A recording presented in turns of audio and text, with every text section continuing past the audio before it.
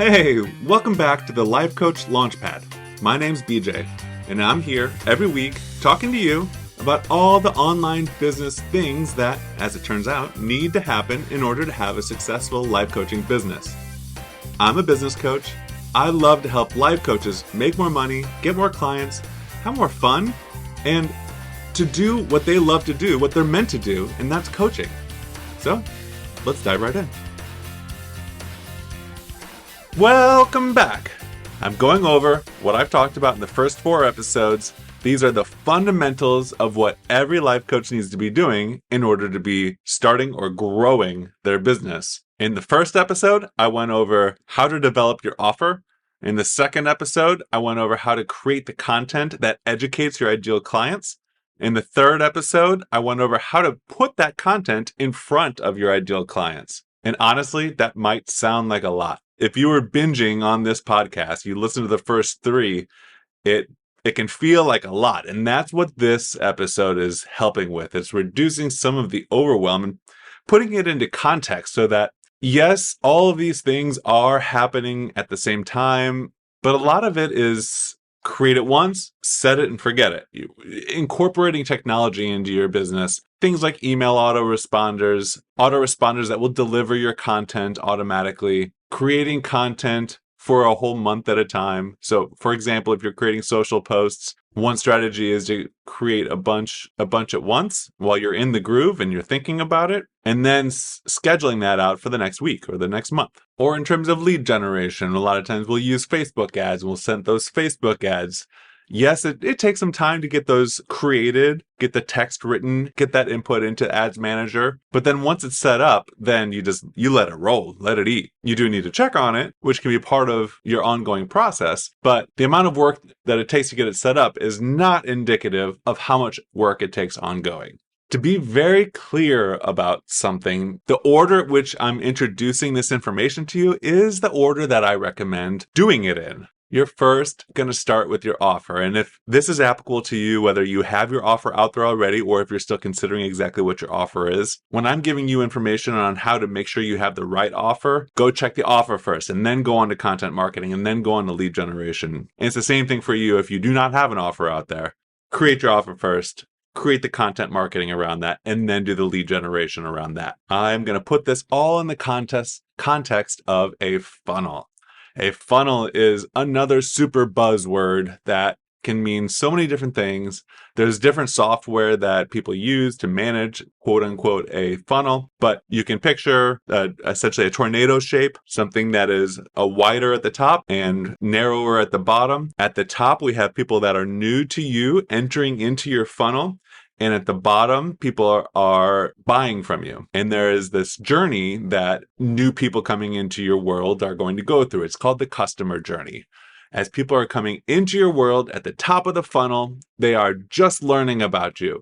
Your goal is to get their attention and give them just enough information for them to be curious to learn more about you. Often the top of the funnel is all about lead generation. You have organic lead generation, you have paid lead generation. Again, the organic lead generation is that you're creating content strategically, you're using SEO, you're getting in front of new audiences, whether that's guest podcasting, getting on someone else's webinar, networking, whatever it is. That is organic lead generation. That's at the top of your funnel. Also at the top of the funnel is using paid lead generation, like paid ads. I'm usually talking about Facebook and Instagram ads. Those are the easiest. They're the most common. You can be extremely targeted with them so that your ad dollars are spent efficiently. From there, we've piqued someone new to your world. We've piqued their interest. They're coming down the funnel, literally think coming lower in this tornado shape. New people, or hopefully your ideal potential clients, they are receiving your content that you are creating. The content that you create, that is all up to you. Whatever is most natural to you, whichever is most natural to the business that you're creating, that is definitely a question that I get asked a lot is, well, how do I determine what content I should be creating? I don't know anything about podcasting. I don't know anything about video. I don't really like to write. Which one should I go create? And it really comes down to what you are most drawn to. Like I'd say it a little more negatively, whichever one you dislike least. This is something that you're going to be doing week in and week week out. So it cannot be something that you hate. If you hate writing, well, writing the long form content is probably not going to be your best bet. If the thought of being on video really gives you the heebie-jeebies, that you're probably not going to go do that. But you need to do something. Perhaps a compromise is jotting down some notes and speaking them into some sort of audio content, like I'm doing with this podcast. Yes, I am also releasing the video that goes along with this, so that if someone is on YouTube, then they'll have the availability to see my content, but it's also fully enjoyed with just the audio alone. I have a client who, for her, it is a big deal to be on video, and she has to go through a long process of getting ready and getting dressed, something that she doesn't normally do on a daily basis. One strategy that she uses is that she saves up any videos that need to be created, or if she needs to be on Zoom,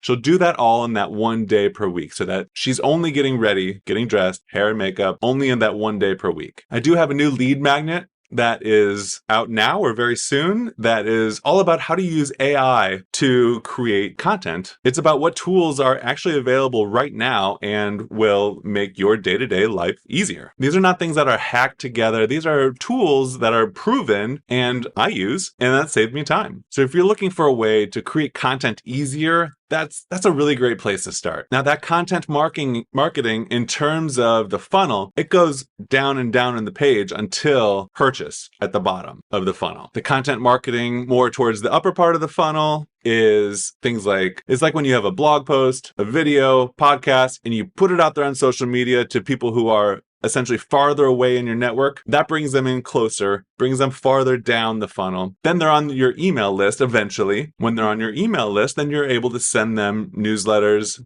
promotions, tell them what's going on in your world, education. That also brings them down in the funnel, moves them along in their customer journey, gets them closer to purchasing. All of it is education, things that they need to know in order to move them along in their journey, and also providing them the information that they need in order to become people who would buy from you. The point of me even talking about a funnel has nothing to do with saying how long someone should be in this funnel for, working their way from the top of this tornado shape to the bottom of the tornado shape where they're making a purchase. The point is really just create a framework that shows all of the different moving parts in your business. We're not working on every single one of them at the same time. We're building one at a time in the order that these podcast episodes come out in, 1, 2, 3, 4, this being the fourth. I am mentioning a funnel just to say that all these things are happening. Another use of the funnel is mentioning that, yes, it's wider at the top than it is the bottom. That means there's more people towards the top and less people towards the bottom. Well, where do they go? Some people will naturally leave your email list or they'll unfollow you on social media because it's a poor fit. It just means that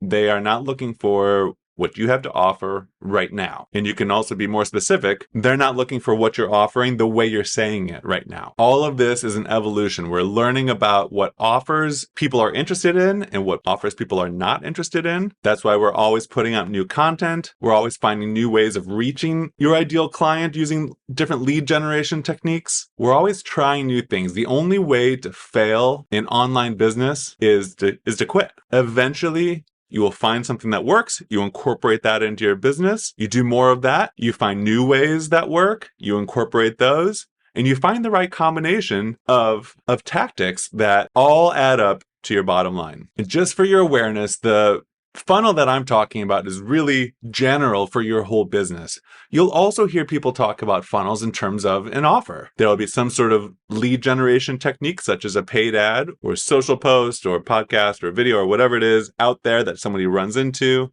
That brings them to a landing page.